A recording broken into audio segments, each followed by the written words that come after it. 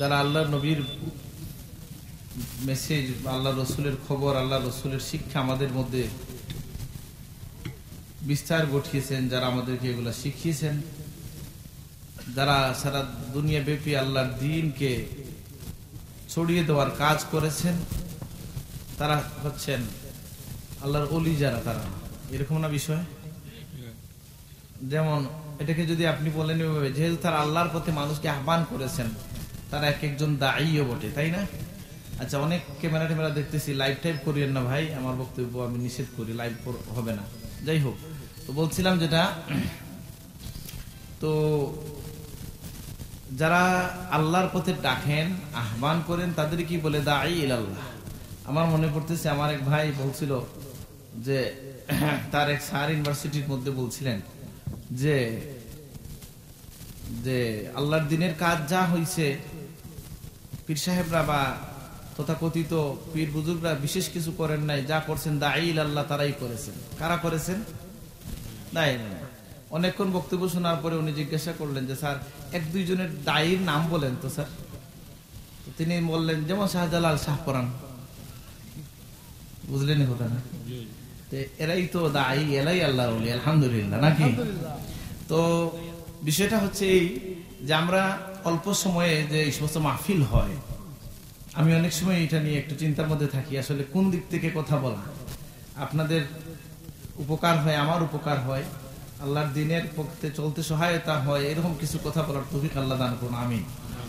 তো এই একটা বিষয় আমি অনেক সময় চিন্তা করি যে আমাদের সমাজে কিছু ছোট ছোট বিষয় আছে যেগুলোকে নিয়ে কথা বলে লোকজন, এবং পরবর্তীতে এটা নিয়ে অনেক বড় বিভ্রান্তি ছড়ানো হয়, বড় বড় মানুষজন এতে দরাশায়ী হয়ে যান, মানে বাহ্যিকভাবে। অর্থাৎ যেমন একটা প্রশ্নের উত্তর আমি যদি জানতে চাই আপনাদের কাছে, যে আল্লাহর ওলিরা কি কি কাজ করেছেন সমাজে, প্রথমেই আমরা বলবো যে তারা মানুষকে আল্লাহর দ্বীন শিখিয়েছেন, আলহামদুলিল্লাহ। যেমন অমুসলিমদেরকে মুসলিম হওয়ার আহ্বান জানিয়েছেন, তাদের আদর্শ দেখে, তাদের চরিত্রের মাধুর্যে মুগ্ধ হয়ে মানুষজন ইসলামের ছায়া তলে এসেছে, তাই নয় কি? তো এই কথা আমি বলছিলাম যে রুহুল আমিন খান সাহেব বলছেন না, তিনি বলছেন যে মুফতি সাহেবের কাছ থেকে শুনছেন, আমাদের মুফতি সাহেব হুজুরের কাছ থেকে, আমার মুফতি চাচার কাছ থেকে, যে এটাই তো একটা বিস্ময়কর যে আল্লাহর ওলি যারা দূরদেশ থেকে এসেছেন, যেমন ইয়ামান থেকে শাহজালাল মুজাদ্দিদ আল ইয়ামানি এসেছেন, তিনি তো আরবিভাষী ছিলেন, তিনি বাংলা জানতেন না, বাংলার দেশের মানুষজন, সিলেটের লোকজন আরবিও জানতো না, কিন্তু সেই আল্লাহর ওলির খেদমতের ফলে লাখো মানুষ ইসলাম কবুল করেছে। এটা কিসের বলে? তাদের যে আধ্যাত্মিক শক্তি ছিল, তাদের চরিত্রের মাধুর্য ছিল, তাআল্লুক মা আল্লাহ ছিল, এই সব কিছুর সমন্বয়ে তারা আল্লাহর দ্বীনকে প্রচারের কাজে নিয়োজিত হয়েছেন, এবং আল্লাহ তাআলা তাদের কাজে বরকত দিয়েছেন, আলহামদুলিল্লাহ। এমনি একটা শুধু পয়েন্টে আমি কথা বলতে চাই যে আমাদের বর্তমান সময়ে যারা তাসাউফ নিয়ে কাজ করেন, যারা আল্লাহর ওলি হিসেবে পরিচিত, তারা কি বিষয়ে কথা বলেন, কাজ করেন। আমি ভণ্ডদের কথা বলছি না, সব ভালো জিনিসের সাথে ভণ্ড চলে আসে না, মানে ভুল জিনিস, খারাপ জিনিস ভালোর সাথে চলে অনেক সময় যুক্ত হয়ে যায়। আমি অনেক জায়গায় এটা বলার চেষ্টা করেছি, এবং ইউসুফ হাশিম আর রিফাই রাহিমাহুল্লাহ তার কিতাবের মধ্যে এটা লিখে গেছেন, আত-তাসাউউস অফ সুফিয়ার মধ্যে, যে আপনি যদি বলেন যে বন্ড পীরদের জন্য সত্যিকার আল্লাহর ওলিদেরকে আমরা মানতে পারি না, তাহলে আপনি একইভাবে তাফসিরও মানতে পারবেন না, হাদিসও মানতে পারবেন না। কারণ তাফসিরের জগতে অনেক লোক ভণ্ডামি করার চেষ্টা করেছে, তাফসির বীর রায় করেছে, শিয়ারা করেছে, খারিজিরা করেছে, মুতাজিলারা করেছে, তারা ভুল পথে হেঁটেছে, ভুল ব্যাখ্যা দিয়েছে। এই জন্য কি আমরা তাফসিরে কোরআনকে বাদ দিছি?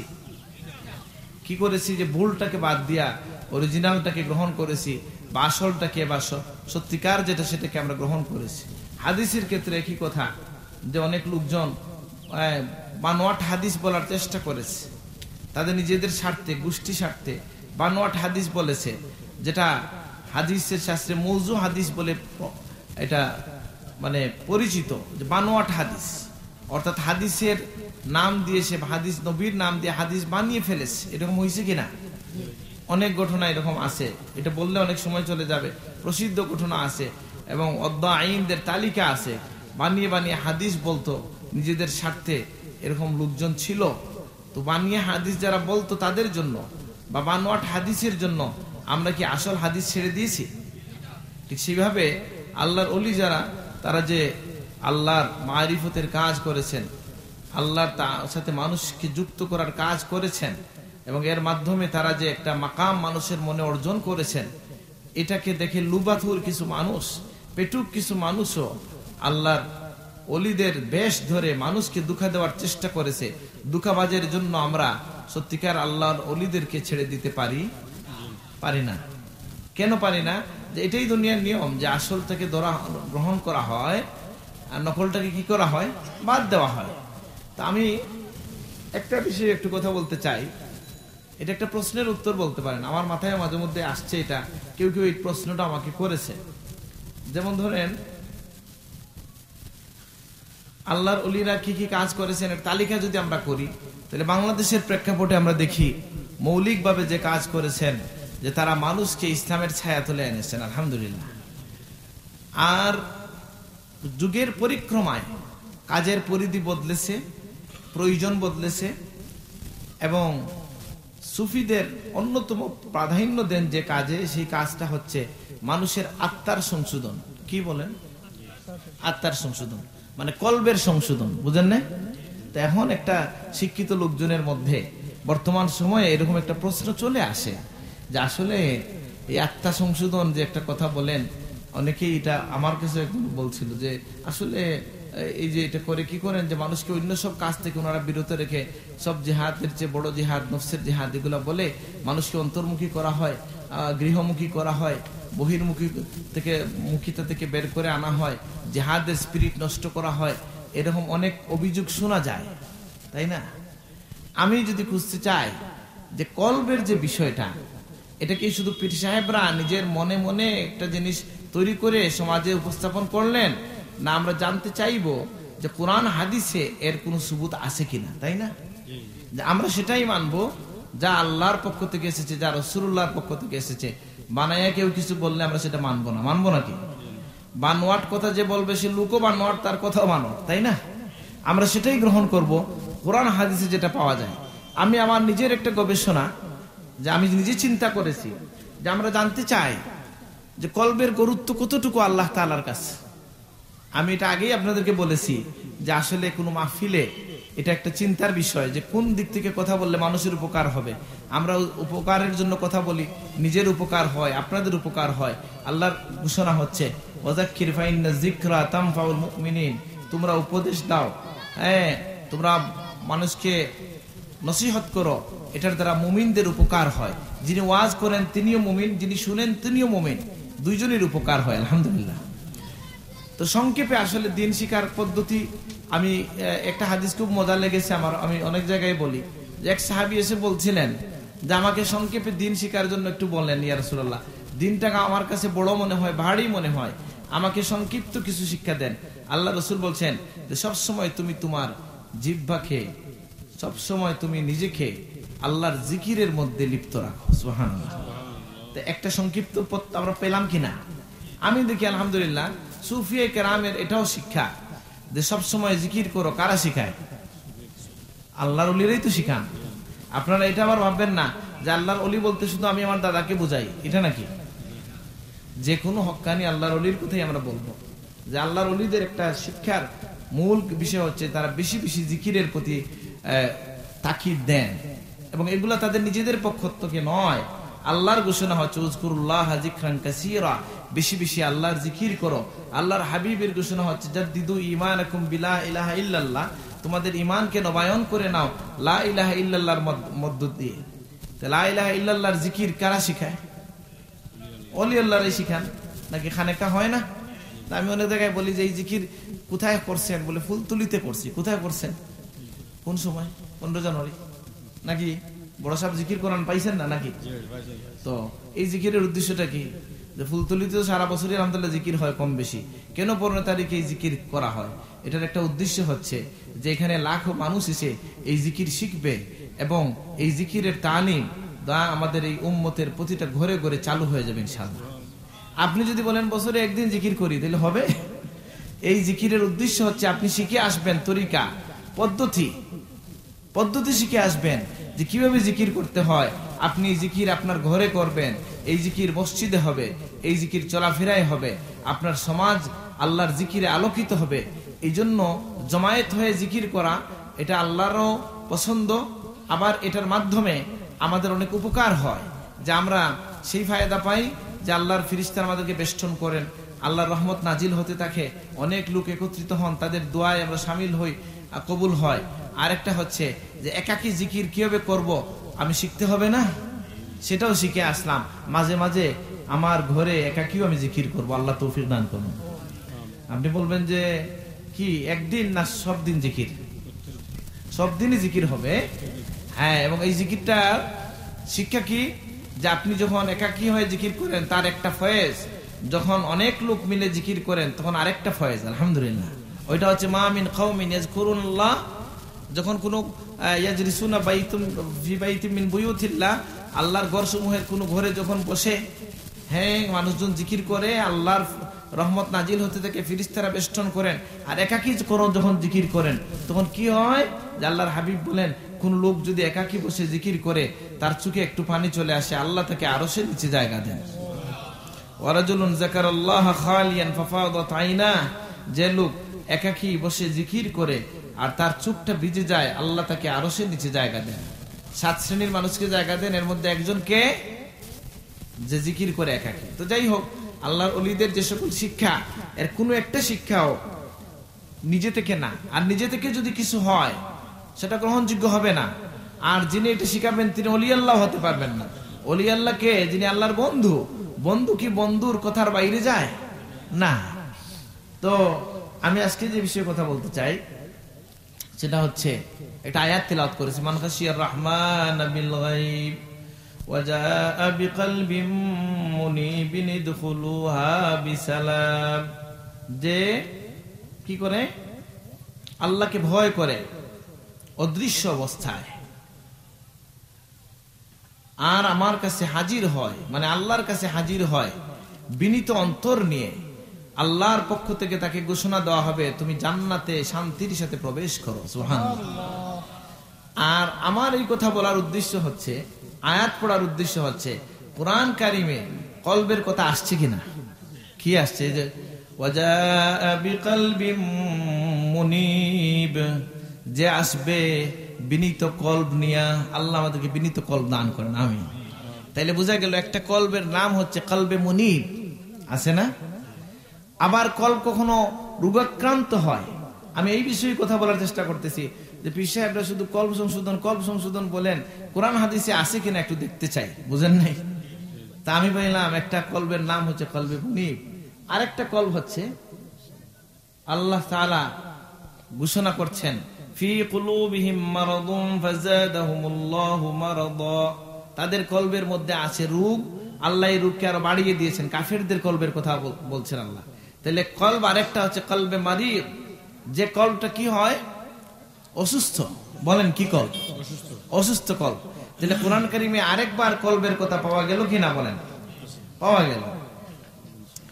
আরেকটা হচ্ছে আল কলবাস সালিম, আল্লাহর পক্ষ থেকে ঘোষণা হচ্ছে যে ইয়াউমা লা ইয়ানফাউ মালুন ওয়ালা বানুন ইল্লা মান আতাল্লাহা বিকলবিন সালিম, যে সেই দিনে কাজে লাগবে না কোনো মানুষের তার মাল সম্পদ এবং সন্তান সন্ততি, কেবলমাত্র তাকেই গ্রহণ করা হবে, তারই উপকার হবে, তার চেষ্টাই কাজে লাগবে, যে আল্লাহর কাছে আসবে কলবে সালিম নিয়ে, নিষ্কলুষ অন্তর নিয়ে। সুবহানাল্লাহ।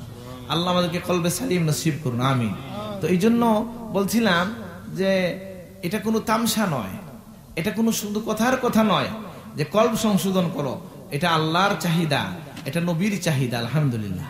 আল্লাহ নবী বলছেন কি, ইন্না ফিল জাসাদি লামুদগা ইযা সালাহাত সালাহাল জাসাদু কুল্লু ওয়া ইযা ফাসাদাত ফাসাদাল জাসাদু কুল্লু আলা ওয়া হিয়াল কলব।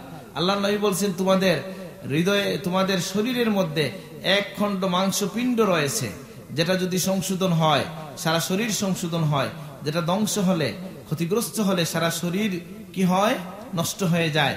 সেটা কি? আলা ওয়া হিয়াল কলব। যদি এগুলা নিয়ে তাত্ত্বিক কথা বলা বা গভীর কথা বলার যোগ্যতা আমার নাই যে কলব কিভাবে সংশোধন হয়। তবে আমরা যা বলবো কোরআন হাদিস থেকে বলবো, আল্লাহর ওলিদের কথা থেকে বলবো। বুঝেন না কথাটা? বলে আল্লাহর ওলিদের কথা গ্রহণযোগ্য কিনা?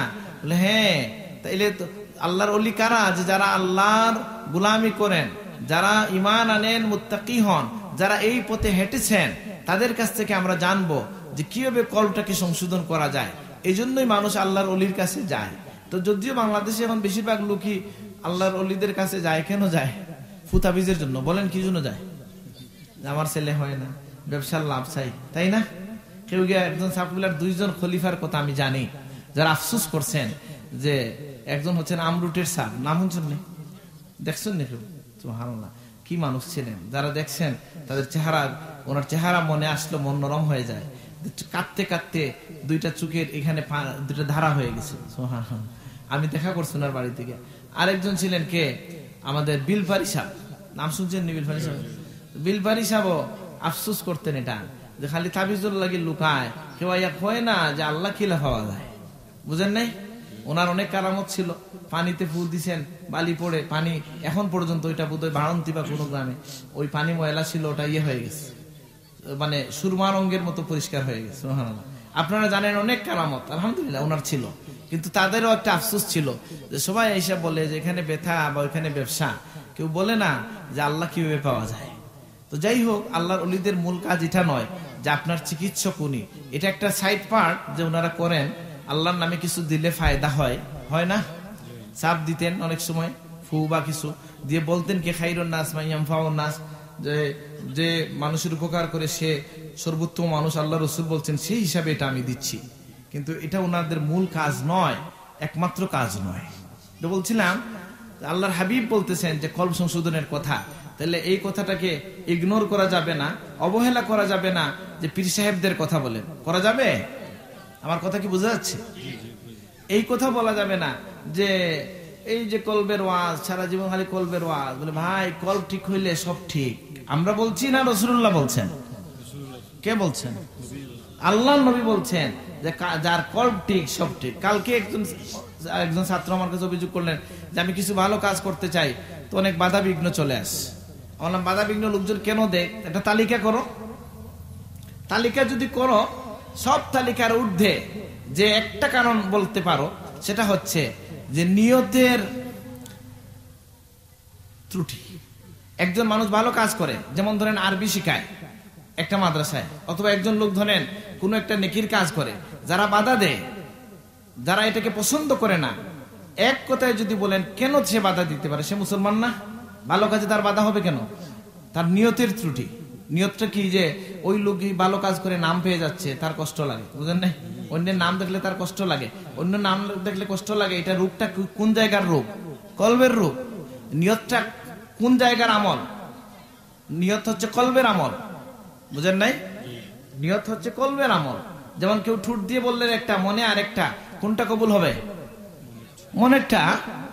কারণ মুখের যে নিয়ত হচ্ছে কলবের কাজ। সুতরাং এটা আমার কথা নয়, আমাদের উসুলের কথা। নিয়ত কিসের কাজ? কলবের কাজ। যেমন কেউ যদি নামাজে গিয়ে কিছু মুখে না বলেও জোহরের নামাজ পড়ছি মনে থাকে, সেটা আল্লাহু আকবার বলে নামাজ হবে না? হবে। তবে ইমাম নববী সহ অনেক ইমামরা এই বিষয়ে একমত হইছেন, মুখে নিয়তের উচ্চারণ করা ভালো, উত্তম। বুঝেন নাই? উত্তম। তো যাই হোক, যে আমি যেটা বললাম, যে ওই উনাকে বললাম, আমাদের ওই ছাত্র ভাইকে, যে আপনি যদি তালিকা করেন কেন কেন বাধা দেয় লোকজন, যে আপনি নাম পেয়ে যাচ্ছেন, আপনি সুনাম পাচ্ছেন, মানুষের কাছে ভালো হচ্ছেন, হ্যাঁ আপনার বোধহয় এখানে একটা আর পজিশন তৈরি হচ্ছে, লোকজন আপনাকে সম্মান করছে, অনেক কিছু। এত কারণ না বলে বলতেই বোধ নিয়ত খারাপের কারণে। বলেন কোন কারণে?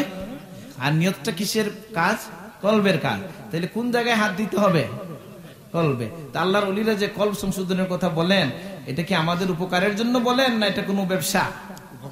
উপকারের জন্য। যদিও আমরা গিয়ে বলি না, আমরা যদিও যাই না এই জন্য, আমরা তো যাই মাথায় ব্যথা বা পায়ে ব্যথা অথবা ব্যবসা, এই জন্য।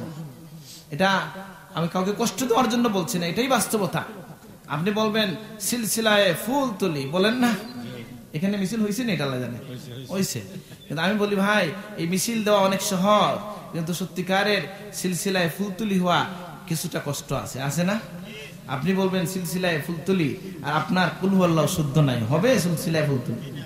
আপনি সিলসিলায় ফুলতুলি, কিন্তু আপনার সাহেব সারা জীবন লাখ বার বলছেন প্রত্যেক দিন 100 বার ইস্তেগফার পড়ো, 200 বার দুরূদ শরীফ পড়ো, আমি জীবনে একবারও পড়ি নাই, তো সিলসিলায় ফুলতুলি? তাহলে মুখে সিলসিলায় ফুলতুলি বলা ঠিক আছে, মিছিল হবে, আমি আপত্তি করছি না। এগুলোর মাধ্যমে আমি এক জায়গায় বাধা দিয়েছিলাম। আমার সাথে এখন এসপি হয়েছে আমাদের ছোট ভাই নুমান, সে বলছিল ভাইয়া এই যে আপনি আসছেন, উনিও সাথে ছিলেন, এই যে মিছিল দিছে না বাচ্চারা, এদের কিন্তু ওই ফুলতুলি নামের সাথে পরিচয় হয়ে যাচ্ছে, বুঝেন নাই? আর ওই যে আপনাদের আগমন উপলক্ষে নারায়ে তাকবীর বললো, আল্লাহু আকবার বলা শিখতেছে, এটা একটা ইসলামিক সাংস্কৃতিক জাগরণ, আলহামদুলিল্লাহ ভালো। কিন্তু আমি তো লজ্জিত হই, কুণ্ঠিত হই যে আমাদেরকে দেখে কেউ মিছিল দিলে খুব লজ্জাই লাগে। আল্লাহ মাফ করুন আমাদেরকে সবাইকে, যাই হোক আল্লাহ আমিন। যেটা বলছিলাম, এলাকায় আমরা এলাকার জকিগঞ্জের কুলো ওরা চা মাঝে লবণ দিলে দিছে না, লবণ বেশি করি, খারাপ না, এটা আমাদের এলাকায় সমস্যা। অসুবিধা নেই, লবণ ছাড়াও দেওয়া যায়, লবণ দিয়ে খাইলে বাধা ফায়দা আছে নিশ্চয়। তো আরেকটা কলমের কথা বলছিলাম যে আল্লাহর ওলিরা আপনাকে আমাকে শিখাচ্ছেন কি যে জিকির করো, জিকির করো, জিকিরের কথা বেশি বেশি বলছেন না।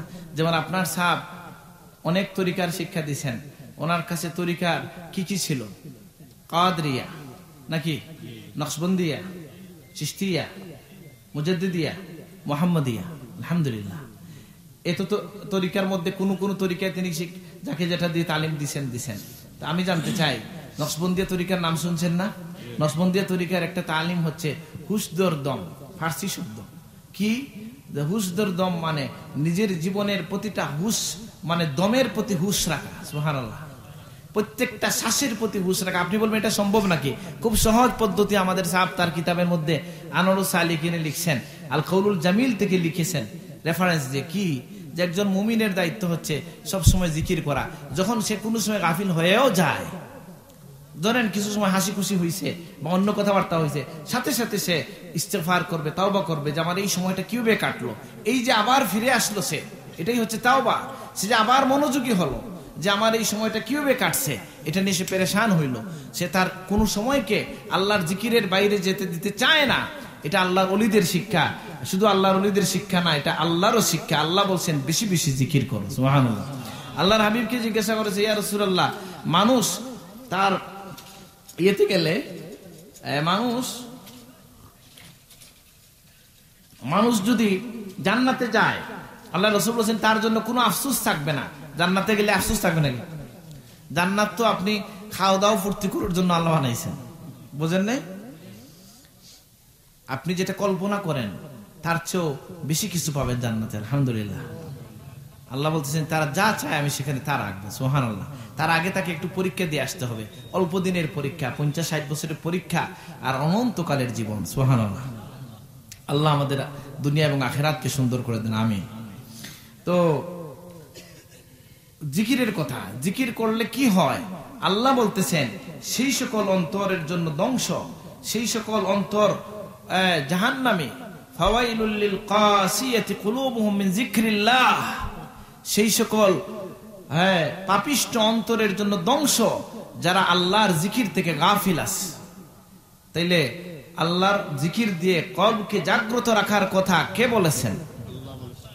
কে বলেছেন? আর আপনি যদি কেউ আপনার ঘরে যাওয়ার পরে কেউ যদি প্রশ্ন করেন, শুনলাম কি শিখে শুনে আসলেন ওয়াজে, গিয়ে বলবেন কলবের ওয়াজ। কিসের ওয়াজ? বলে আর কোনো ওয়াজ নাই? বলে হ্যাঁ, ওয়াজ এটা উনি নিজে থেকে করে নাই, ওনার দাদার কিতাব থেকেও করে নাই, এটা কোরআন হাদিস থেকে করছি, আলহামদুলিল্লাহ। গৌরব করতেছি না, আয়াত বলতেছি কিনা? হ্যাঁ। তাইলে আমরা দেখলাম যে কোন কোন কলব আছে যেটা মানুষ সত্যের বিরোধিতা করতে করতে সেই কলবের মধ্যে আল্লাহর পক্ষ থেকে খাতাম পড়ে যায়। এই জন্য মুসলিম শরীফে হাদিস এসেছে, আল্লাহ রাসূল বলছেন যে তোমরা ভয় করো কোনটা থেকে? যে আল্লাহর এই আয়াত নবীজি পড়েছেন, কাল্লা বাল রানা আলা কুলুবিহিম মা কানু ইয়াকসিবুন। নবীজি বলছেন যে মানুষ যখন গুনাহ করে, ইজা আযনাবাল আবদু যামবা, বান্দা যখন কোনো গুনাহ করে তখন কি হয় যে তার কলবের মধ্যে একটা নুকতা সাওদা পড়ে, বুঝেন নাই? আপনারা কেউ মনে করবেন না তিনি খুব কল পরিষ্কার নিয়ে এসে ওয়াজ করতেছেন, আমিও আপনার চেয়েও খারাপ, কিন্তু আমি চেষ্টা করছি, জানার চেষ্টা করতেছি। আপনাকে ওয়াজ করতেছি, আমার মন শুনতেছে না, তো আমার উপকার হবে, আল্লাহ চাইলে আপনাদের উপকার হবে। আল্লাহুম্মা আমিন। আল্লাহ কবুল করুন, আল্লাহুম্মা আমিন। তো যে কল্পটা কি করে, যে গুনাহ করে সাথে সাথে এটা তাওবা করে, আল্লাহর পক্ষ থেকে নিয়ম হচ্ছে যে সাথে সাথে এটাকে মিটাইয়ে দেওয়া হয়। যেমন একটা গুনাহ করছে কেউ, সে ইস্তেগফার করছে, সাথে সাথে মিটিয়ে ফেলা হয়। কিন্তু গুনাহ করতে করতে এক সময় মানুষের হৃদয়ে কি হয়, আবরণ পড়ে যায়, এবং এটা খুব ভয়ঙ্কর। এই মানুষ আর কোনো সত্যকে কবুল করতে পারে না। বুঝেন না কথাটা? এই জন্য এটা থেকে পানা চাওয়ার জন্য আল্লাহ রসুল বলেছেন যে তোমরা এই অন্তর থেকে পানা চাও, যে কলব কি হয়, তার উপরে কি হয়ে যায়, আবরণ পড়ে যায়। এবং আল্লাহ কোরআন কারিমে বলছেন কাফিরদের কথা, যে কেন তারা বিরোধিতা করছে, যে কাল্লা বাল রানা আলা কুলুবিহিম মা কানু ইয়াকসিবুন, তারা যা অর্জন করেছে পাপ, এতে করে তাদের অন্তরটা গুনাহের কারণে সিয়া হয়ে গেছে, ছেয়ে গেছে। তো এই জন্য আরেকটা কলবের কথা বলা হচ্ছে, যে যেটাকে আল্লাহ তাআলা বলতেছেন যে ফি খাতামাল্লাহু আলা কুলুবিহিম ওয়া আলা সামইহিম ওয়া আলা আবসারিহিম। তাহলে বোঝা গেল কলব কোনটা আল্লাহ খতম করে দেন। খতম মানে কি? সিলমোহর দেওয়া। কি দিয়ে? যে এ আর হেদায়েতের পথে আসবে না। তাইলে এই কলব, আমার কলবে আল্লাহ খাতাম দিয়েন না, আমাকে এই কলবের অন্তর্ভুক্ত করিয়েন না, এটা দোয়া করতে হবে কিনা? আমার অন্তরটা যেন কাসিয়া না হয়, সেই দোয়া করতে হবে কিনা? আপনি বলবেন যে কলবের জন্য দোয়া করবেন, এটা কে শিখাইছেন? বলে কলবের জন্য দোয়া করব, এটা রাসূলুল্লাহ শিখাইছেন। সুবহানাল্লাহ। বলবো একটা দোয়া, জানেন তো মাশাআল্লাহ, না জানলে শিখবো, শিখতে না পারলে পরের দিন এই এলাকার কোনো আলেমকে এসে আমরা জিজ্ঞাসা করব। বুঝেন নাই? যে এই তো কি আল্লাহ নবী দোয়া করতেন, আল্লাহুম্মা আতি নাফসি তাকওয়াহা। আর এই বিষয়ে একটু চিন্তিত হওয়া, এটা মুমিনের বৈশিষ্ট্য। আমার অনেক জায়গায় এটা বলছি কিনা আমার মনে নাই, বলছি দু এক জায়গায়, যে আমার এক স্যার, ওই ইউনিভার্সিটির ইংরেজির টিচার। কোন ডিপার্টমেন্ট? আমরা তো আরবির হুজুর ডিপার্টমেন্টের টিচার, তাই না? উনি আমার বয়সে অনেক, এখন বোধহয় রিটায়ার্ড হয়ে গেছেন। একদিন আমাকে কি বলতেছেন জানেন? বলতেছেন যে শাহান, আমি তো আসলে কারো ক্ষতি করার চেষ্টা করি না, খারাপ চিন্তা করি না, কারো খারাপ করতে চাই না, আমার মনে যেন কোনো খারাপ চিন্তাও না আসে, এটার জন্য কোনো দোয়া আছে? সুবহানাল্লাহ। এই লোক আর খারাপ হইতে পারবে বলেন? উনি তো কোনো পীর সাহেবও না। উনি বলতেছেন যে আমি খারাপ তো করি না, জানা মতো চেষ্টা করি না করার, আমার মনে যেন খারাপ কিছু চিন্তাও না আসে, এই জন্য তুমি কি কোনো দোয়া জানো? আলহামদুলিল্লাহ, আল্লাহ আমাকে সাহায্য করলেন। আচ্ছা, কি মনটা দেখেন। আমি বললাম স্যার একটা দোয়া আমার মনে পড়ছে। তাইলে আমার ডায়েরিটা তুমি লিখে দাও। তো তুই ডায়েরি খুলে দিলেন, আমি দোয়া বাংলা সহ লিখে দিলাম। আল্লাহুম্মা আতি নাফসি তাকওয়াহা ওয়া যাক্কিহা আনতা খায়রু মান যাক্কাহা আনতা ওয়ালিয়ুহা ওয়া মাওলাহা। যে আল্লাহ, আমার নফসকে আপনি দান করেন তাকওয়া, এবং আতি নাফসি তাকওয়াহা ওয়া যাক্কিহা, এবং এটাকে আপনি পরিষ্কার করেন, পবিত্র করেন। আনতা খায়রু মান যাক্কাহা আনতা ওয়ালিয়ুহা মাওলাহা। আপনি এটাকে পরিষ্কার করতে পারে কে? কেবল আপনিই পারেন। আর আপনি হচ্ছেন আমার কলবের, আমার নফসের অভিভাবক এবং মালিক। কল পরিষ্কার করা কোনো সাবান আছে না? নাই তো, পাবেন না। আপনি কাপড় পরিষ্কারের সাবান আছে, শরীর পরিষ্কারের বডি ওয়াশ আছে, কিন্তু কল পরিষ্কার কিভাবে হবে? নবীজি সাবান লিখে শিখিয়ে দিয়েছেন, বলছেন লিকুল্লি শাইইন সিকালা ওয়া সিকালাতুল কুলুবি যিকরুল্লাহ। সব জিনিসকে পরিষ্কারের যন্ত্র আছে, আর কল পরিষ্কারের যন্ত্র হচ্ছে আল্লাহর জিকির। সুবহানাল্লাহ। কল পরিষ্কারের যন্ত্র কি? আল্লাহর জিকির। আল্লাহর জিকির। এখন আরেকটা আছে সন্দিগ্ধ অন্তর, কলবাল আল কলবাল মুরতাব। সন্দিগ্ধ, সন্দেহ রোগ আছে না অনেক সময়? দেখবেন এটাও একটা শয়তানের পক্ষ থেকে হয় বেশিরভাগ সময় ক্ষেত্রে। হযরত সাহেব কিবলার একটা কথা অনেক দিন চিন্তা করছি, আমরা এমন হইছে যে জীবনে অনেক কিছু দাদা সাহেব হিসাবে বুঝি নাই, ওনার ইন্তেকালের পরে 10 বছর 20 বছর পরে গিয়ে বুঝতে পারছি। সুবহানাল্লাহ। একটা বলবো, আপনাদের খুব কাজে লাগবে। দেখেন এক জায়গায় গেছি, ধরেন সাহেবের সাথে গিয়ে দেখলাম ওখানে খাবার দাবারে দেরি করতেছে, সময় নিচ্ছে এই ঘরের লোকজন বেশি। সাহেব এখানে রাগ করছেন, রাগ করে মাহফিলে চলে গেছে তাড়াতাড়ি কিছু খাইয়া, আর রাগ করছে যে দেরি করতেছে কেন। তো আমার মনে মনে, তো আমি তো নাতি হিসাবে বুঝেন নাই, শুধু সাব হিসাবে দেখছি না, তো দাদা হিসাবে দেখছি নাকি তা। আর আমরা তো অনেক ছোট ছিলাম, অষ্টম শ্রেণীর নিচে পড়ি, তখন আমার মনে আসলো, আহা লোকটা এত কষ্ট করে খাবার দাবার রেডি করে দমকও খাইলো, খাওয়াইলো, দমকও খাইলো, ঠিক আছে না, মনটা গেল আমার একটু ইয়ে হয়ে, কি ব্যাপার। এখন আমি আমার জীবন দিয়ে এসে দেখি যে ধরেন আপনি এখানে আসার আগে এক জায়গায় খাইতে গেছেন, বুঝেন নাই, উনি আপনার এমন কদর শুরু করছে, মায়া চুমা দেওয়া শুরু করছে, খাওয়াইতে শুরু করছে, আর এখানে লোকজন বসতে বসতে বিতর্ক হয়ে যাচ্ছে, একজনের মন রক্ষা বেশি দরকার না 2000 মানুষের মন রক্ষা বেশি দরকার, হক কার বেশি। তাই এই সময় এই লোকরে যদি আপনি ধমক দেন না, আপনি তাকে যদি সরাইয়া না আসেন, তাহলে তো আপনি 2000 লোকের বদদুয়াতে পড়বেন, বুঝেন কিনা। এই জন্য আল্লাহর ওলিদের অনেক কথা আছে যেগুলো জীবন দিয়ে বুঝতে হয়, জীবনের অভিজ্ঞতার আলোকে বোঝা যায়। আমি বলছিলাম হযরত সাহেব কিবলা বলতেন, খানেকার মজলিসগুলোতে অনেক সময় বলছেন যে মানুষের জীবনের সবচেয়ে বড় রোগ হচ্ছে শক। শক মানে সন্দেহ, বলেন শক মানে সন্দেহ। আমি শুধু ভাবতাম যে কুফর শিরিক এটা তো বড় রোগ হওয়ার কথা, বুঝেননি, কুফরি এবং শিরকিটা কি বড় রোগ হওয়ার কথা, সাব কেন বলেন সন্দেহ বড় রোগ, বুঝেন নাই। আর আমার তো এত জ্ঞান নাই, আমি জানি না, আমার কাউকে জিজ্ঞাসাও করি না। হ্যাঁ, এখন আইসা পাইলাম নবীজি দোয়া শিখিয়ে দিয়েছেন, আল্লাহুম্মা ইন্নী আউযু বিকা মিনাশ শাক্কি ওয়াশ শিরকি ওয়াশ শিকাকি ওয়ান নিফাক। নবী এখানে তালিকা করছেন, আল্লাহ আপনার কাছে আমি পানা চাই শক হতে, শক মানে কি, এরপরে কি শিরক, ওয়া মিনাশ শিরকি ওয়াশ শিকাকি ওয়ান নিফাক, আল্লাহ আপনার কাছে পানা চাই সন্দেহ থেকে, শিরিক থেকে, এবং হতভাগ্য হওয়া থেকে, মুনাফিকি থেকে। হ্যাঁ, কেন যে একজন ইমানদার ইমান আনার পরে তাকে যে শিরকে নিয়ে যায়, কুফরিতে নিয়ে যায়, কোন জিনিসটা, সন্দেহ। তাহলে কোনটা বড় রোগ হইল, মুমিনের জন্য বড় রোগ হইল সন্দেহ। এই সন্দেহ তাকে একসময় কুফরি শিরকের মধ্যে, নেফাকের মধ্যে নিয়ে যায়, যায় কিনা। এই জন্য সন্দেহ রোগটা খুব মারাত্মক। আল্লাহ তাআলা এই বিষয়ে কোরআন কারীমে আমরা কি পাই, কাফেরদের কথা আল্লাহ বলতেছেন, ওয়ারতাবাত কুলুবুহুম, এবং ফাহুম ফি রাইবিহিম ইয়াতারাদ্দাদুন, তাদের অন্তরটা কি হচ্ছে, সন্দিগ্ধ, এবং তাদের যে সন্দেহের মধ্যেই, তরদ্দুদের মধ্যে আছে। তরদ্দুদ জকিগঞ্জের শব্দ আর কি, আপনারাও তা বুঝতে পারেন, মানে কি এটার মধ্যেই পড়ে থাকা আর কি, তারা এটার মধ্যেই লিপ্ত হয়ে গেছে, এটার মধ্যে মগ্ন হয়ে গেছে, সন্দেহের মধ্যে।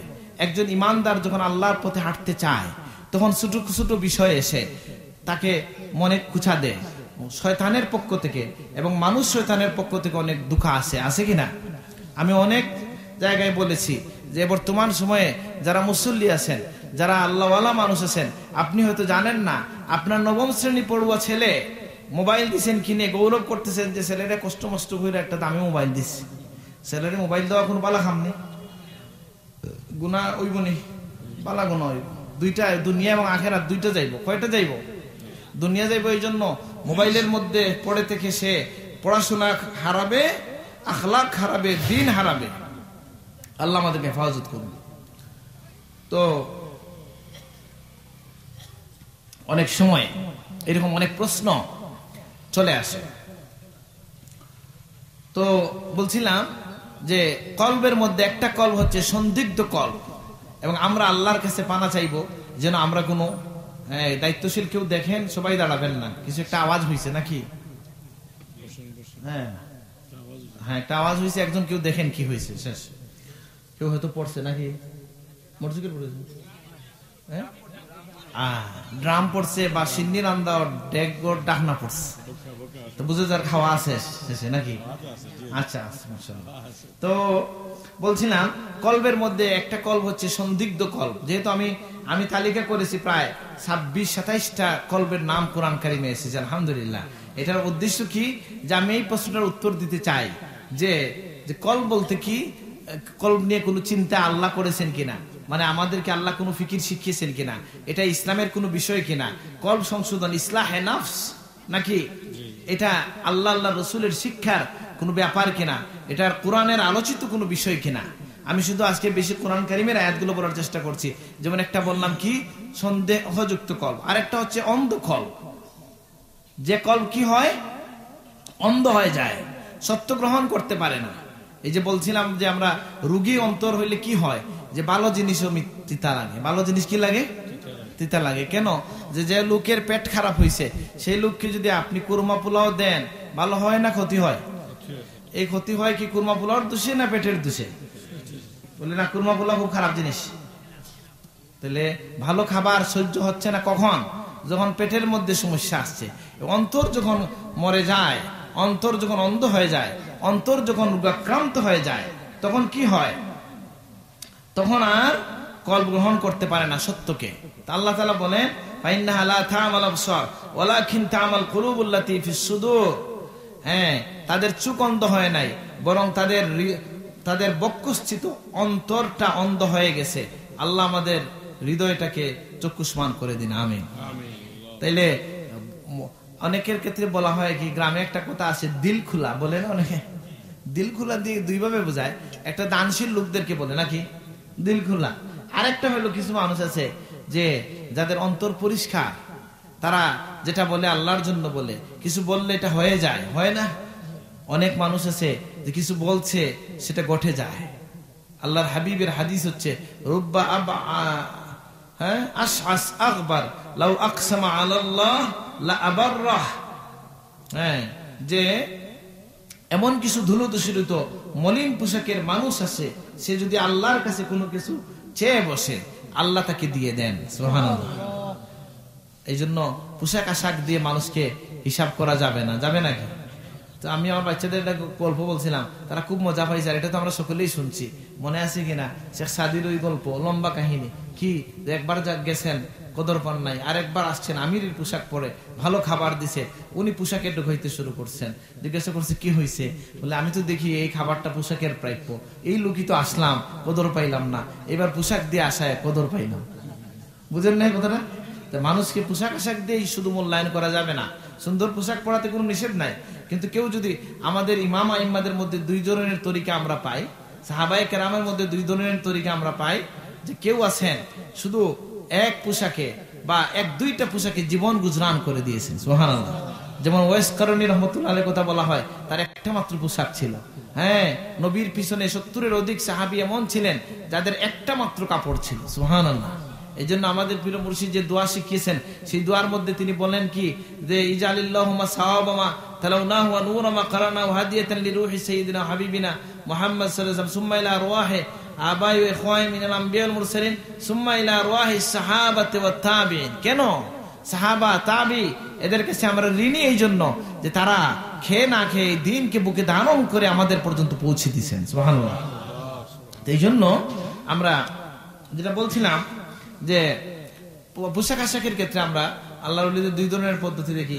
কেউ কেউ আছেন পোশাক কম গ্রহণ করেছেন, ঠিক আছে, এটাও।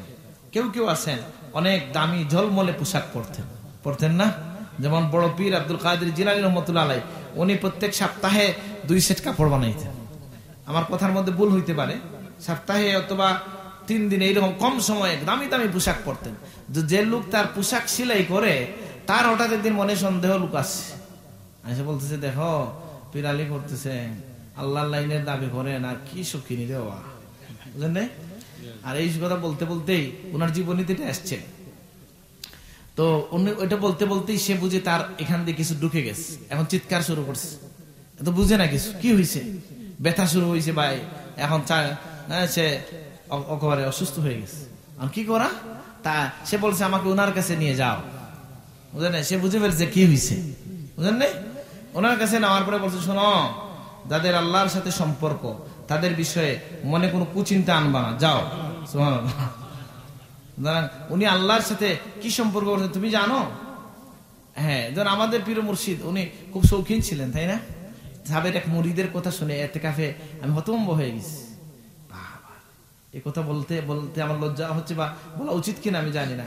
উনি বলছেন, আমার সাপ সবসময় এমন পোশাক পরতা যেন ও মাত্র কেউ লোকে দেখা করবা।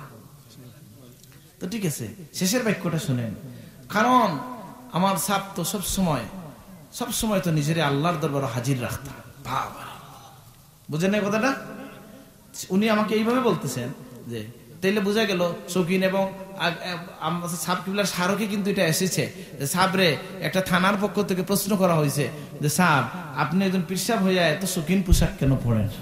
বুঝেন নাই? উনি কি বলছেন? 3টা কারণ বলছেন। এর মধ্যে যে একটা বা 2টা আমার মনে আছে। এর মধ্যে একটা হচ্ছে যে আমি মিসকিনি পোশাক পরি না, এমনি লোকজন হাত দিয়ে দিয়ে আমার বিরক্ত করে ফেলতেছে। আমি যে ধনী এটা যেন লোকজন বুঝলে হাত দিয়ে কম আসবে। উদ্দেশ্য ভালো কিনা?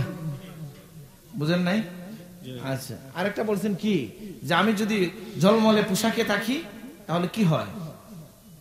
তাহলে গরিব মানুষ আমার কাছে চাওয়ার আশা রাখবো, আর নয় মনে করবো তার মতো আর এক মিসকিন। বুঝেন নাই কথাটা? আচ্ছা, এরকম আরো কি বলছে সব আমার মনে নেই। স্মারকের মধ্যে আসে তো, দেখো নাই স্মারকের মধ্যে এটা আসছে। তো এটার মধ্যে তরিকা আছে। অন্য আল্লাহর ওলিরা অনেকে আছেন কম পোশাকও পরছেন, মানে পোশাক আশাকের ব্যাপারে কৃচ্ছতা অবলম্বন করছেন, এটাও আছে। 2টাই আছে। যারা হর গুলেরা রঙে বু ও দিগরাস, প্রত্যেক ফুলের আলাদা ঘ্রাণ, তাই নয় কি? তো যাই হোক, আরেকটা অন্তর হচ্ছে আল কালব আয-যায়গ, বক্র অন্তর। বলেন কি বক্র অন্তর মানে কি? যেটা বেখা মানে কি? যেটা ভালো কিছু গ্রহণ করে, সব কিছুতে নেগেটিভ কিছু লোকজন পাওয়া যায় না? যে কোনো বিষয় ওই লোক যদি ইয়ে করে, সে যদি ভালো কিছু করে বলবে না তার মনে বাবা এরপরে বুটু দাঁড়াইতে বোধ হয় নাকি? বলে না ভাই এখন সে দিছে তুমি ধন্যবাদ দাও, বুটোর সময় বুট দিও না, সেটা ভিন্ন জিনিস। সে এখন ভালো করতেছে, কি বলবা? যে ভালো। ভালোকে কি বলবো? ভালো। সুজাও ভাবে দেখবো, সরল ভাবে দেখবো, এখানে বক্রতা থাকবে না। এটা শুধু এই ক্ষেত্রে না, সব ক্ষেত্রেই যে দুষ্ত্রুটি অন্বেষণের একটা প্রবণতা মানুষের মনে চলে আসে, অনেক সময় আসে না?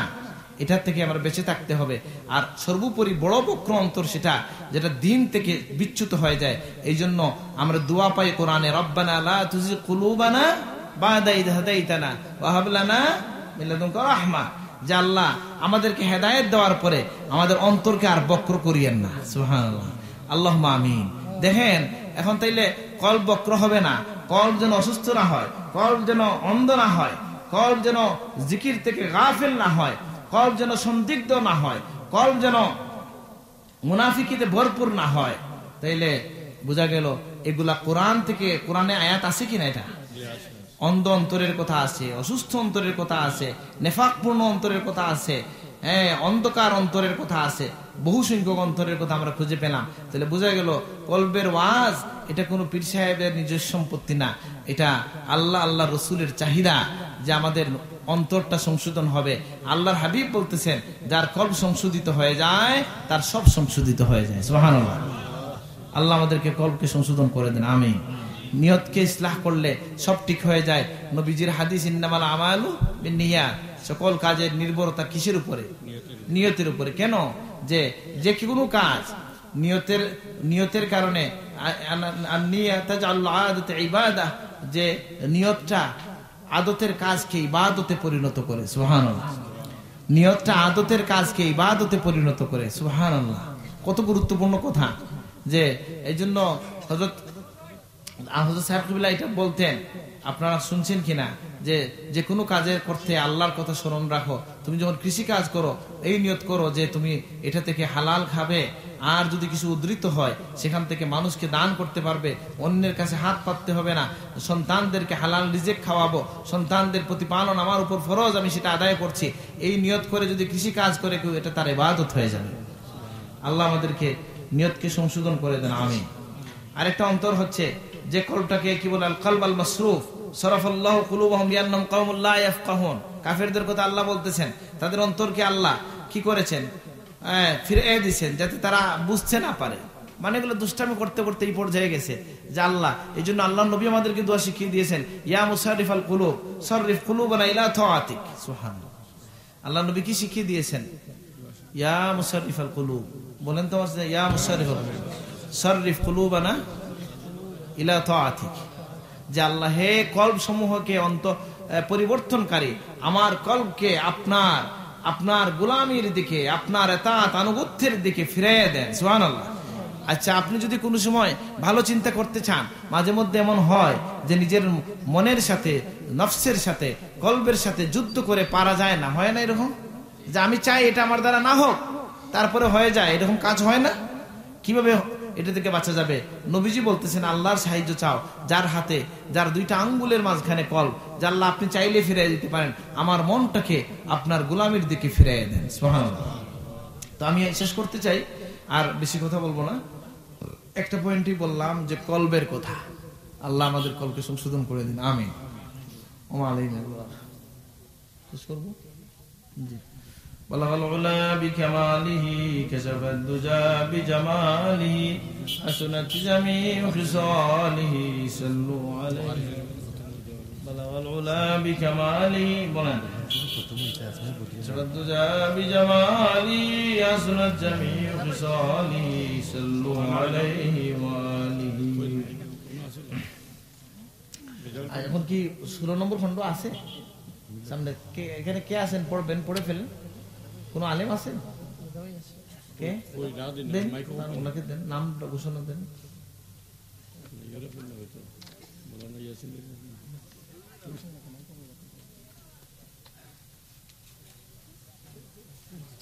আল্লাহ মুমিনদেরকে আহ্বান করেছেন যে এই ঘটনা আমি খুব মজা পাই, এই জন্য আবার বলতেছি যে আল্লাহর এক ওলি, তিনি একসময় ডাকাত ছিলেন। তিনি চলে গেছেন কোথায়? ডাকাতির জন্য একটা দেয়াল পার হচ্ছেন। দেয়ালের উপর উঠার পরে একটা আওয়াজ তার কানে গেছে। এটা কল্ব সংক্রান্ত আওয়াজ। কি সংক্রান্ত আওয়াজ? কি? আলাম ইয়ানিল্লাযীনা আমানু আন তাখশা কুলুবুহুম লিযিকরিল্লাহ। মুমিনদের কি এখনো সময় হয় নাই তাদের অন্তরটা আল্লাহর ভয়ে কেঁপে উঠবে? সুবহানাল্লাহ। এই কথা শুনে, এই জন্য কোরআন শরীফের অর্থ কিছু কিছু বুঝলে ভালো লাগে। আমার দিকে তাকান। বলছিলাম কি বলছিলাম? হ্যাঁ, দোয়া। এই যে পড়বেন রে দাওয়াই নাকি আসেন, আপনি পড়েন, আমি বলছিলাম এই আয়াতটা অর্থ বলে ফেলি। যে কি বলছেন যে উনি যা ডাকাতি করতে যাচ্ছিলেন বা তার প্রেমিকার কাছে যাচ্ছিলেন, তিনি যখন শুনছেন আল্লাহর এই আহ্বান, কোন একজন লোক তিলাওয়াত করছে, এই আওয়াজ শুনে তিনি হেদায়েত হয়ে গেছেন। আল্লাহর পক্ষ থেকে ঘোষণা, আলাম ইয়ানিল্লাযীনা আমানু আন তাখশা কুলুবুহুম লিযিকরিল্লাহ। মুমিনদের কি কোনো সময় আসলো না তাদের কল্প আল্লাহর ভয়ে কেঁপে উঠবে? তিনি ওই দেওয়াল থেকে পড়ে গেছেন, বলছেন বালা রাব্বি, সময় হয়ে গেছে আমার। সুবহানাল্লাহ। তিনি আমাদের তরিকার শ্রেষ্ঠ ইমাম হইছেন। সুবহানাল্লাহ। তো এই জন্য কল্ব কি হবে? আল কলব আল খাশি লিযিকরিল্লাহ। আল্লাহর জিকিরে ভয়ে কেঁপে উঠবে এমন অন্তর আল্লাহর পছন্দ। সুবহানাল্লাহ। আল্লাহ আমাদেরকে সেই অন্তর নসিব করুন, আমিন। কাদের নাম পড়া হয়েছে? আসহাবুল কারা? ইসলামের প্রথম যুদ্ধে যারা আল্লাহ রসুলের কিনারায় ছিলেন। সুবহানাল্লাহ। তো কি তাদের ব্যাপারে বলি, মালুমা আশিতুম, আল্লাহ তাদের আগে সব কিছু মাফ করে দিয়েছেন। সুবহানাল্লাহ। তো ওনারা তো আল্লাহর মায়ার বান্দা ছিলেন, আল্লাহর ওলি ছিলেন, মানে সাহাবী তো সবচেয়ে বড় দরজার ওলি, তাই না? সেই ওলি ওনাদের নাম পড়লাম কেন, এটার কয়েকটা ব্যাখ্যা আছে।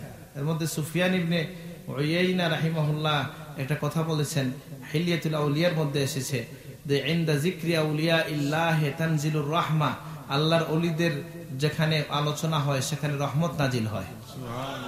আর আমার মুফতি সাহেব একটা সজরা পাঠের বিধান বলে একটা প্রবন্ধ লিখেছেন, যেটা মুনাজাতে ইয়াকুবির শেষের দিকে আমরা এটা যোগ করে দিয়েছি। দেখছেন নাকি? আলহামদুলিল্লাহ। এমনি তো সিলসিলায় ফুল তুলি, সজরা তো কারো কাছে নাই, আছে নাকি? নাই তো। একজন লোক হাত তুলেন, নাই। তো এই হলো আমাদের অবস্থা। সজরা কি? আমাদের সিলসিলার সকল বুজুর্গদের নাম বদরে বদর পীর রহমাতুল্লাহ আলাইহি তাদের উসিলা নিয়ে দোয়া করেছেন। সুবহানাল্লাহ। এবং সেই দোয়া করলে কি হয় যে অনেক, আপনি যে কোনো উদ্দেশ্যে দোয়া পাঠ করলে এটা কি যে আল্লাহর মায়ার লোকদের নাম পড়লে রহমত নাজিল হয়। আপনি কয়েকটা বিষয় বুঝলেন, এই নামগুলোর সাথে পরিচিত হইলেন, কেউ যখন তার রেফারেন্সে কিছু বলবে আপনি তা সহজে গ্রহণ করতে পারবেন। আপনি যখন তার নামের সাথে পরিচিত হলেন, আপনি তার জীবন সম্পর্কে পড়তে আগ্রহী হবেন। এতে করে তার জীবন থেকে আপনার জীবনে অনেক শিক্ষা চলে আসবে। অনেক উদ্দেশ্যে সজরা পাঠ করা হয়। এর মধ্যে আমার মুফতি সাহেব লিখছেন সজরা পাঠের বিধানের মধ্যে একটা ঘটনা, আহমদ ইবনে হাম্বল রহমাতুল্লাহ আলাইহির কাছে আসলেন খুব সম্ভব মুসা কাজিম রাদিয়াল্লাহু আনহু রাহিমাহুল্লাহ। তিনি আসার পরে বললেন, আহমদ ইবনে হাম্বল রহমাতুল্লাহ বললেন যে আপনি, বর্ণনায় কোনো ব্যবধান হওয়ার নামে বেশ কম হইতে পারে, তিনি বলছেন যে আপনি একটু আপনার পরিবারের সিলসিলায় একটা হাদিস বলেন, অর্থাৎ উনি তো ছিলেন ইমাম হুসাইনের নাতি নাকি, তা আপনার নাতি পতি হইয়া মুসা কাজিম, জাফর সাদিক, জৈনুল আবিদিন রাদিয়াল্লাহু আনহু, এরপরে হুসাইন রাদিয়াল্লাহু আনহু, এরপরে আলী রাদিয়াল্লাহু আনহু, এরপরে রাসূলুল্লাহ, এই যে সিলসিলায় আপনার পরিবারের বর্ণনায় সিলসিলায় আপনি একটা হাদিস বর্ণনা করেন। তিনি একটা হাদিস বললেন, তখন ইমাম আহমদ ইবনে হাম্বল বললেন, এই সনদ যদি কোনো পাগলের উপর কেউ পড়ে ফু দে, লাউ কুরিয়া হাযা আলা মাজনুনিন লা ফাকা, যদি কোনো মজনুনের উপরে এটা পড়ে ফু দেওয়া হয়, সেই মজনুন ভালো হয়ে যাবে। কে বলছেন এটা? আহমদ ইবনে হাম্বল রাহমাতুল্লাহ আলাইহি। আল্লাহ নবীর সিলসিলার এই মূল্যের কথা আহমদ ইবনে হাম্বল স্বীকার করেছেন। সুবহানাল্লাহ। ইবনে উয়াইনা বলছেন যে নেককারদের, আল্লাহ ওয়ালাদের আলোচনা যেখানে হয় সেখানে রহমত নাজিল হয়। সুবহানাল্লাহ। আল্লাহুম্মা আমিন। রব্বানা তাকাব্বাল মিন্না ইন্নাকা আনতাস সামিউল আলিম ওয়া তুব আলাইনা ইন্নাকা আনতাত তাওয়াবুর রহিম। রব্বানা যালামনা আনফুসানা ওয়া ইল্লাম তাগফির লানা ওয়া তারহামনা লানাকুনান্না মিনাল খাসিরিন। ربنا آتنا في الدنيا حسنة وفي الآخرة حسنة وقنا عذاب النار। يا الله আজকের মাহফিলকে কবুল করেন, খতমে বুখারীকে কবুল করেন, এর সওয়াবের হাদিয়া আপনার হাবিবের খিদমতে পৌঁছে দেন। तमाम কেরাম, সাহাবায়ে কেরাম, তাবিঈন, তবে তাবিঈন, ইমাম মুজতাহিদিন, উলামা, কুররা, মুহাদ্দিসিন, মুফাসসিরিনের কাছে পৌঁছে দেন। तमाम জানের আউলিয়া কেরামের কাছে পৌঁছে দেন। আল্লাহ আপনার হাবিবের तमाम উম্মত মুরওয়ার ওয়াহে পৌঁছে দেন। হযরত সাইদুল মুজাদ্দিদ আল ইয়ামানি 360 আউলিয়ার কাছে পৌঁছে দেন। আমাদের পীর মুর্শিদ সাহেবুল্লাহর কাছে পৌঁছে দেন। হযরত বিসকুটি রহমাতুল্লাহ আলাইহির কাছে পৌঁছে দেন। আমাদের উপর যত মানুষের হক আছে তাদের কাছে পৌঁছে দেন। আল্লাহ আমাদের মধ্যে যারা অসুস্থ শিফা নসিব করেন, যারা অভাবগ্রস্ত অভাব দূর করে দেন, যারা ঋণগ্রস্ত আছে ঋণ আদায় করার তৌফিক দান করেন, যার মনে যেন এক মকসুদ আছে পুরা করে দেন। ইয়া আল্লাহ আজকের এই মাহফিলকে কবুল করেন। এই মাহফিল যারা আয়োজন করেছেন, সাহায্য সহযোগিতা করেছেন, সবাইকে কবুল করে নেন। ইয়া আল্লাহ সকলকে আপনি দুনিয়া আখিরাতে সাহায্য করেন, আর এই মাহফিলের সব আমাদের সকলের মধ্যে গানের কাছে পৌঁছে দেন। ও ফাওয়াইদু আমরি ইলাল্লাহ ইন্নাল্লাহ বাসীরুম বিল ইবাদ। ইয়া আল্লাহ কিয়ামতের ভয়াল দিনে আপনার হাবিবের সুপারিশে, আপনার হাবিবের পিছে পিছে পুলসিরাত পার করে দিয়েন। অন্ধকার কবরে সাপ বিচ্ছুর কামড় থেকে বাঁচাইয়া তোমার দয়ার চাদর দিয়ে রেখে রেখে। ইয়া আল্লাহ আমাদের এই জমিনকে আপনি বরকতময় করে দেন, এই জমিন থেকে আমাদের রিজিকের বন্দোবস্ত করে দেন। আপনার এই গজবকে আমাদের থেকে উঠে আনেন। কাবার দুয়ার আমাদের জন্য আবার খুলেন। লাব্বাইক আল্লাহুম্মা লাব্বাইক বলে আমরা যেন হাজির হতে পারি। তো আমরা এমন গুনাহগার হলাম যে আমাদের জন্য আপনার হাবিবের দুয়ার বন্ধ হয়ে আছে। আল্লাহ আপনার হাবিবের দুয়ার আবার আমাদের জন্য খুলে দেন। আমাদের পক্ষ থেকে লাখো কোটি দুরূদ ও সালাম দিয়ে পৌঁছে দেন।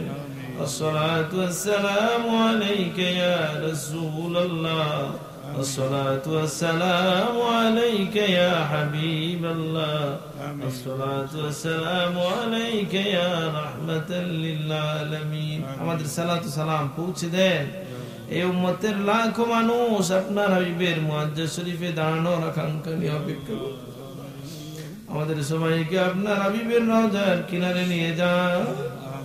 আমাদের সবাইকে কবুল করে নেন।